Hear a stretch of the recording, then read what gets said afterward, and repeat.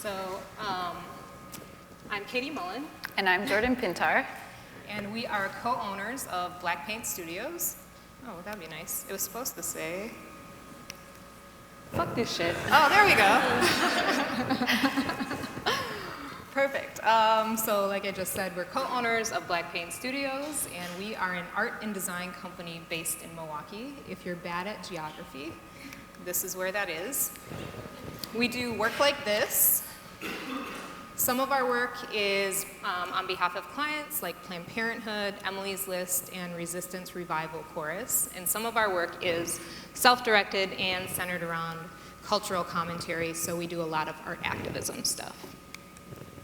Katie and I met working at a traditional ad agency together, and we were also both artists outside of our day jobs. And we quickly figured out two things. One, we made magic together, and two, that we'd both had it with the ad industry. We actually quit that ad agency the same week, spontaneously, with no plan, and we ended up starting BlackPaint Studios a few months later. It sounds super easy, but it was definitely not. We were broke and scared we'd fail. Yeah, we just quit and started BlackPaint Studios. Super easy. No, nothing in between there. But eventually work started coming in a few years, and here we are a few years later, actually 3 years later, and Jordan and I are now taking home regular paychecks, which to us feels like we've made it. Thank you. So our goal when we first started was to do loud, vibrant work for brands that we liked. We also wanted to find a way to bring more of the art side, so Jordan and I also do murals and installations, and we wanted to bring more of that into our daily practice. But there was an even deeper reason that we started the studio. But before we get to that, we're going to rewind just for a minute.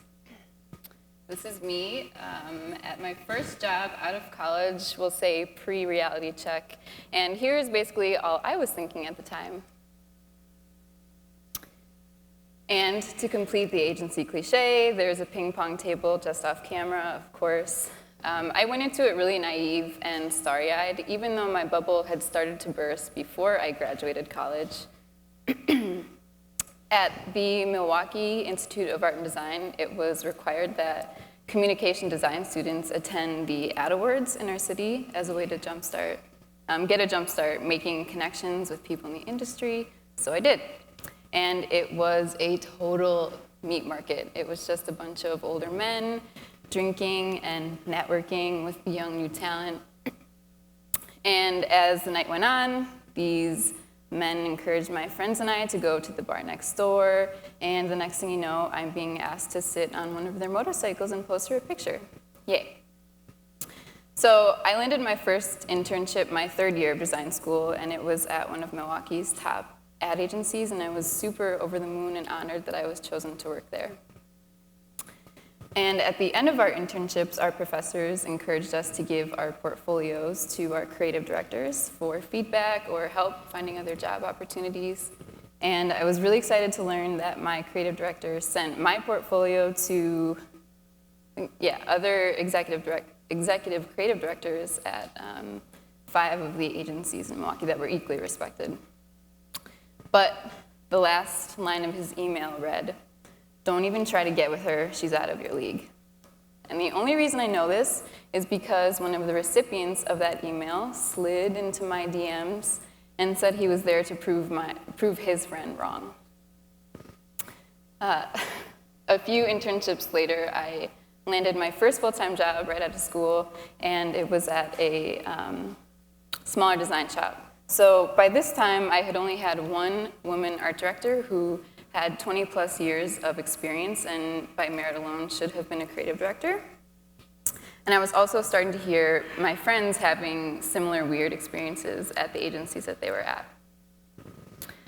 So this first shop was run by a super salty, controlling man for reasons I will never know, decided to have the receptionist log my every move every day. And I learned that this was only happening to me and one other woman at the agency, and that was Katie, no one else. So that and a bunch of other bad experiences led me to quit that agency in a big fuck you firestorm. I was so impressed. I was dying. Yeah.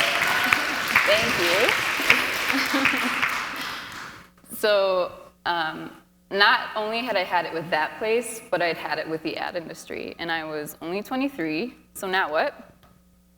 And here's what my time in the creative industry taught me. That my looks would get me farther than my work, that I couldn't be trusted, that my voice carried very little weight, if any, that I was never going to get ahead of my male counterparts, and I was meant to stay in a design position forever, maybe senior designer if I was lucky, that the best way to make connections with leaders and coworkers is to get drinks with them after work, that the discomfort of unwanted personal communications between men with big titles and I was going to be a regular thing that I would need to learn how to navigate.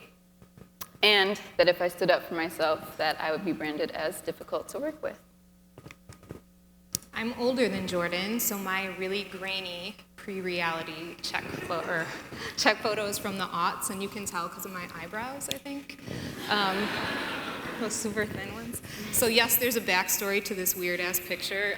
The newspaper that I worked for at the time was doing this campaign to get young people to subscribe to the newspaper, and they couldn't afford models, so they had their staff model for that campaign, and this is just one of those incredibly corny ads. So here's probably what I was thinking in that picture around that time. Oh, hang on. This, which would be, my people are in agencies, like this corporate job is lame, right? And in agencies, that's where everyone is super socially progressive and things are more laid back, and that's where I belong. So I also had a pretty naive and rosy view. So I had worked as an in-house creative for the first half of my career, and at those jobs, I experienced a much more subtle form of sexism than what you heard Jordan talk about, which made it really easy for me to laugh it off or just pretend it didn't exist, and that's what I did. So when I moved to agencies for the second half of my career so far, well, no more, but you know what I'm saying, my worldview that sexism was basically over was shattered.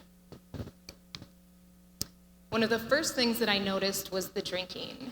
It's just part of agency culture. If you guys have worked at any kind of agency, like a traditional marketing one or a digital agency, you probably know this. Most kitchens are stocked with booze. It's not uncommon for people to start drinking in the early afternoon.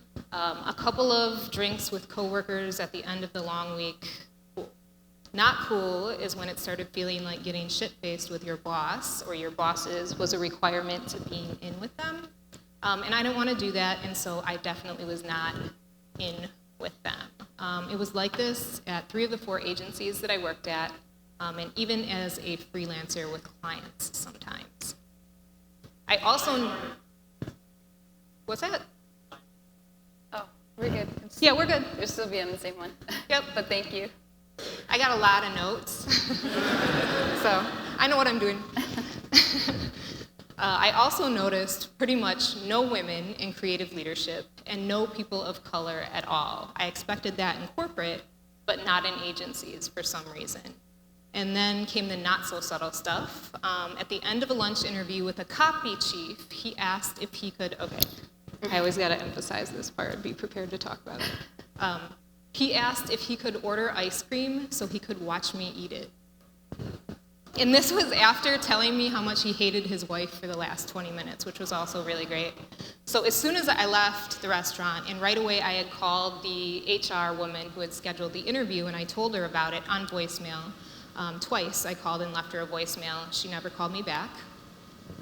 And then later, an older woman in the industry that I really admired had referred me to a job at that very same agency. She had, like I just said to her, thanks for thinking of me, but I had bad experience with them a couple of years ago, so I'm not interested. And then I told her what happened to me on that lunch interview, and she never emailed me back. It's like, all right, okay. We see the pattern here. At another agency, I was offered $5,000 to go to dinner with a client, and on and on. Here's what my time in the creative industry taught me. That I had to put myself in compromising situations to get hired or get ahead, that whiteness prevails, that even though I thought I'd be great at it, leading creative teams probably wasn't in the cards for me, that part of my value was being sexual bait for catching clients, that humiliations, big and small, were just going to be part of the deal. Just like Jordan said, I was ready to quit also. I had talked myself out of staying in the field I loved, not even really, I think, fully realizing why at the time.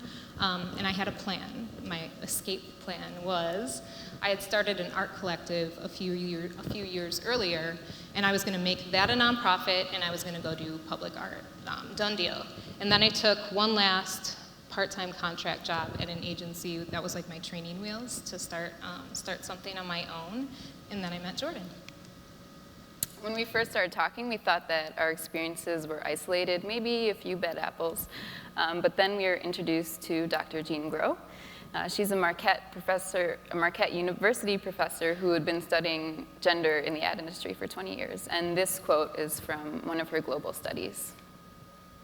So what this meant to us when we first read it was that our experiences were in fact not at all isolated, right? They were systemic, and no one had bothered to warn us about this. As soon as Jordan and I realized the enormity of all this, or it hit us, we realized that we couldn't stand for it, that we were done working in these environments, but we definitely weren't going away, and we weren't going to be quiet about it either. So we came to the conclusion, basically, that if we wanted better for women and young people in our industry, it was on us to do something about it. So of course, early on, we decided that our company's covert mission would be to help change this shit. And one of the ways that we do that is right here, talking to other creatives and spreading the message that our industry needs this change. But mostly we focus on bringing this message to students, the industry's next generation. So we tour a college speaking series called Unspoken Truths about working in the creative industry, where we talk about things that we wish we would have known when we were first starting. The goal is to help them avoid pitfalls and to get them excited about their power as change makers. Right. So we have been giving a version of this talk, and that talk, the student and the professional version, for about 3 years, addressing things like sexual harassment and racism and toxic workplace cultures. You may or may not be surprised to know how many men and women actually in our industry told us that this was no big deal and to shut up about it, or that we're acting like victims. So here's our reaction every time. Is it showing a reaction? Oh, there it is, good. Thank you. Obviously, there's been a change in the air culturally since then, right, with Me Too and Time's Up movements starting. So we don't get called crazy as much, at least not to our face. But what's interesting is those same people who told us to be quiet seem to now like the idea of inclusion and change. In theory, anyways. It's like the thing to say you care about. But confronting our industry's issues and having real in-depth conversations about them, not so much. So now you understand a little bit more about who we are and why we care so much about this. But it's worth noting that BlackPaint is a research-driven studio, and that means we deal in facts, so we're gonna get to them. There's a reason that the first two sister movements that came out of the original Time's Up effort were Time's Up Advertising and Time's Up Venture, or Alt-Raise, because it's no secret that these industries have been breeding grounds for harassment. No secret to women, at least, because the majority of them have been harassed. I'll tell you, though, a lot of men seem shocked when we share these stats. So last week we were at an ad industry event in Milwaukee, and one of the panelists, harassment came up as an issue. So one of the panelists asked all the women in the audience to raise their hand if they had ever experienced a Me Too moment in the creative industry, and almost all 100 women there did. And then there was this whole online chatter afterwards with, we don't believe that, and blah, blah, blah, blah. Or maybe it's these guys from Chicago, Milwaukee guys would never do that. We're like, no, it's not. Bro, what? With their big city, I don't know, anyways. So the woman who had asked that question told the men to look around and tell her it wasn't a problem. And we've also heard stories like this from men who've been sexually harassed by powerful gay men in our industry, too.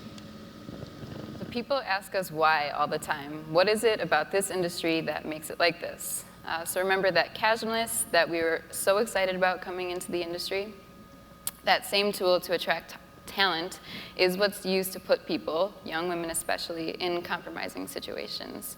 So the party culture is always a big part of our answer, combined with power disparities, lack of diversity, lots of young staffers, which the creative industry, of course, has lots of.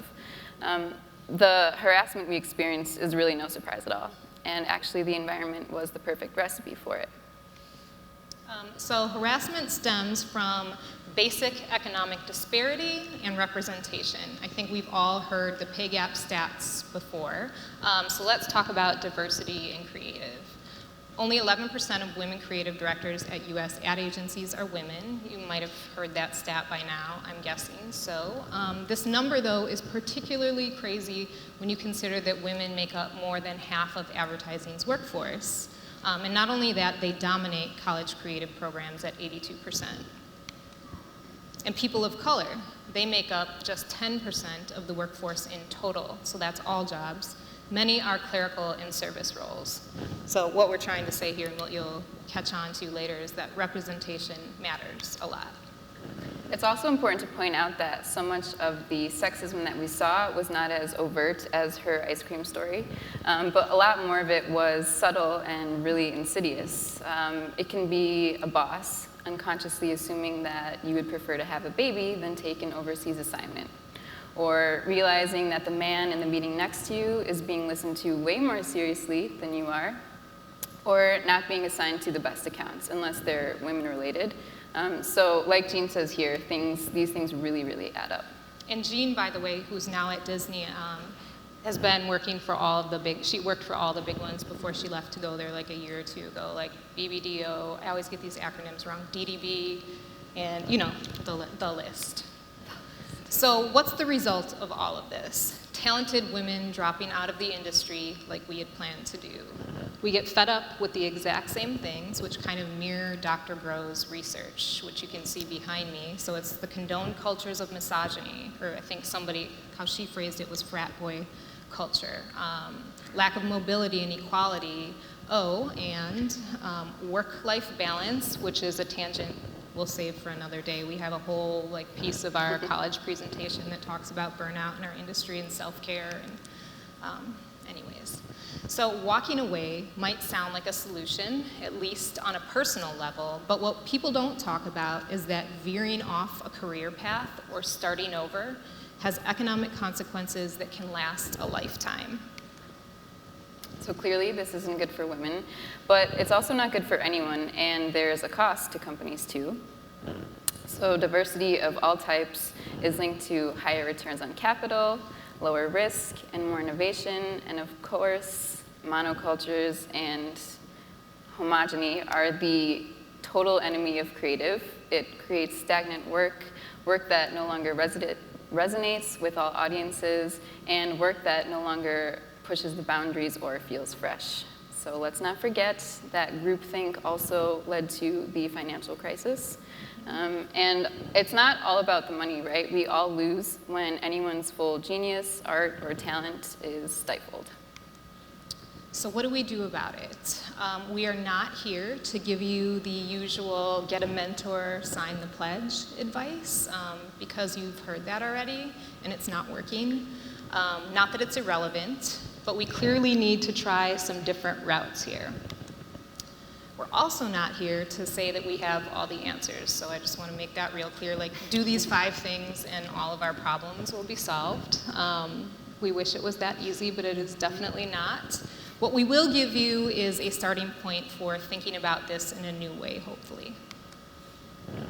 Katie and I often refer to ourselves as recovering nice girls. We were taught indirectly, I think, socialized to be sweet, agreeable, and make people feel comfortable, even at the cost of our own comfort sometimes, and I'm sure some of you can relate.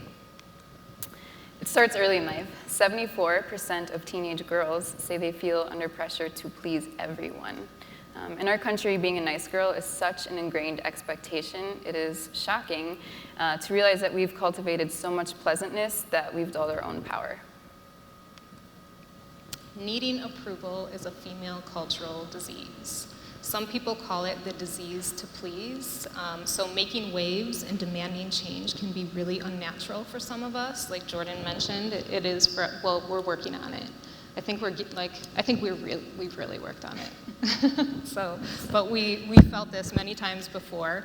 And even though it can be hard to make waves and demand change, we're asking you to do it anyways, because being polite has gotten very little accomplished. We're not saying that we all need to turn into assholes. Just consider this, that there's a big difference between pleasing people and loving and respecting people, and also between being a nice girl and a kind woman. Okay, back to the drinking thing. I'm not anti-drinking, and I get how that sounds appealing. But we're going to be big buzzkills right now. Sorry, not sorry.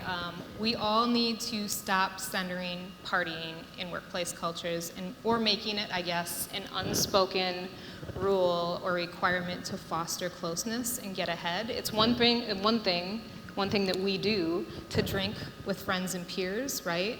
It's a whole lot different when you're drinking with people who have power over you. So our advice is just to stick to partying with friends.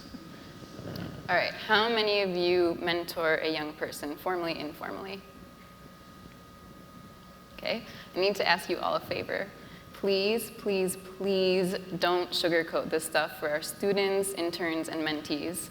So when I first started speaking out about this, I had a teacher come to me and tell me that she worked in the ad industry and actually left for the same reasons that we're talking about right now. She told me that she didn't want us to tell us this because she didn't want to scare us. And I told her that I would rather be going into the industry prepared and with my eyes wide open, so I knew what I was getting into and what to look out for and what not to do. So it would have saved me a lot of bullshit. Yeah. So we all know guys who aren't on bullshit. Hopefully all the guys in this room are not on bullshit. So what we want to do is give you an example of the serious difference a good guy who speaks up can make.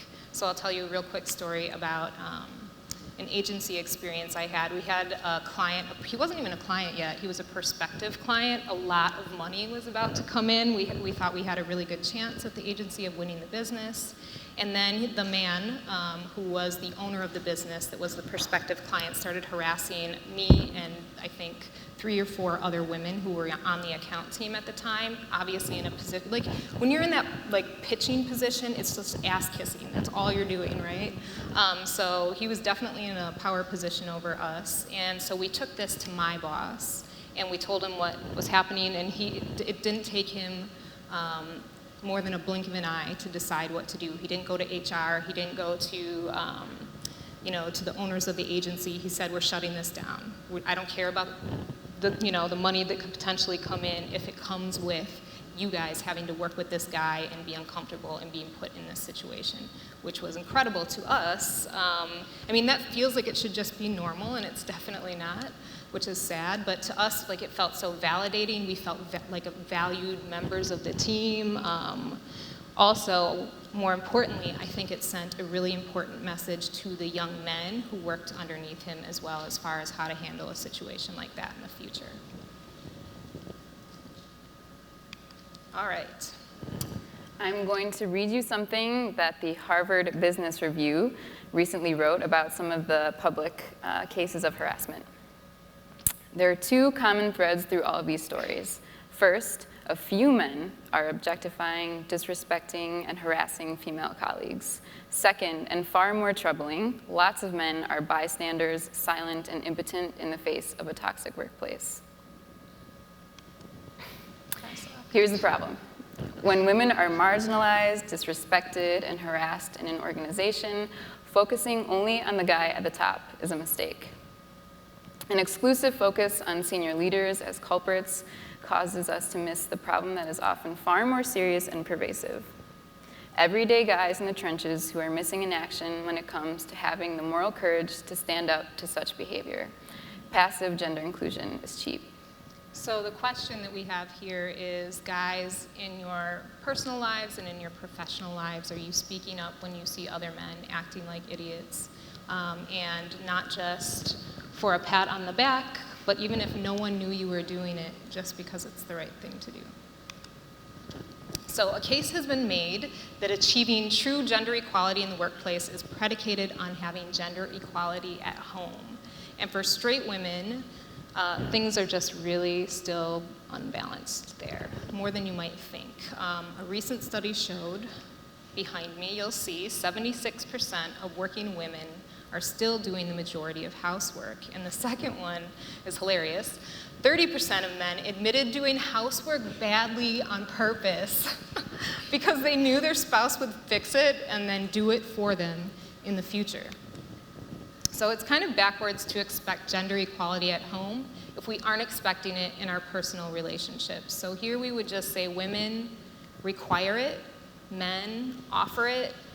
We know that it's really hard to break habits that have been passed down for generations. My husband and I naturally fall back into old patterns when we're not paying attention, but we have to try harder here, all of us.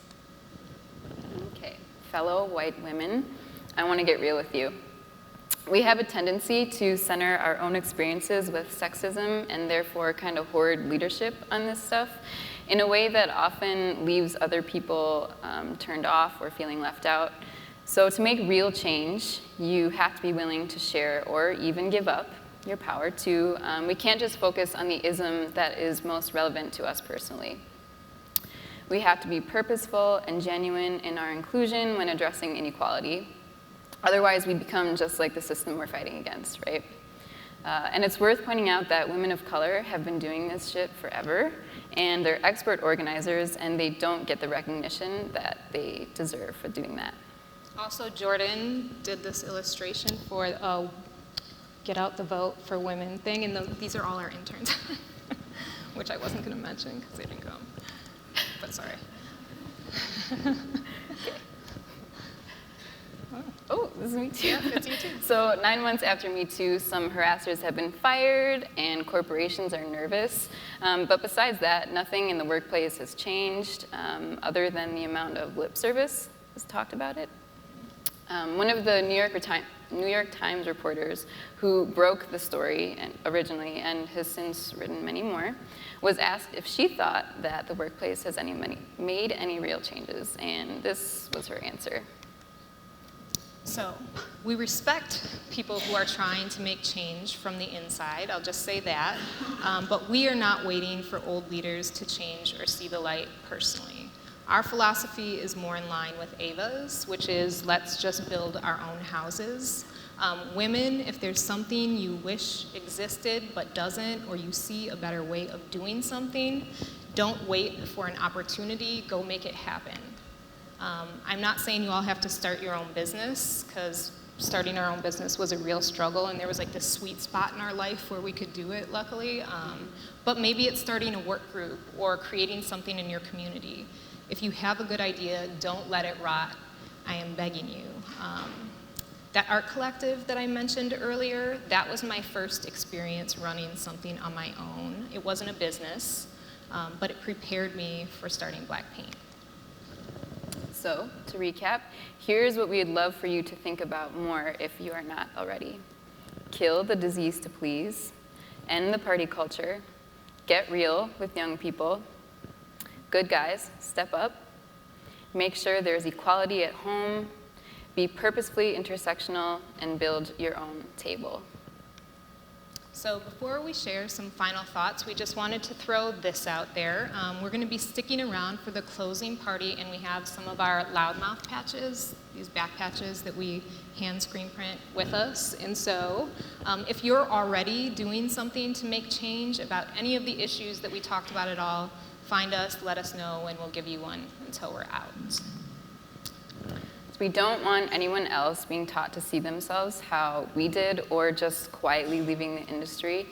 We don't want the world to lose out on their talent, and we hope that you all don't either. Make no mistake that we're up against deep-seated systemic flaws that will take real work to undo, but it's not all doom and gloom. We actually feel a lot of optimism right now. We're inspired by many women who are demanding real change in all kinds of industries right now, like Farm Workers Alliance and Time's Up and the Women of Nike. We're also headed into the midterms right now with an unprecedented wave of women stepping up to run for House, Senate, Governor.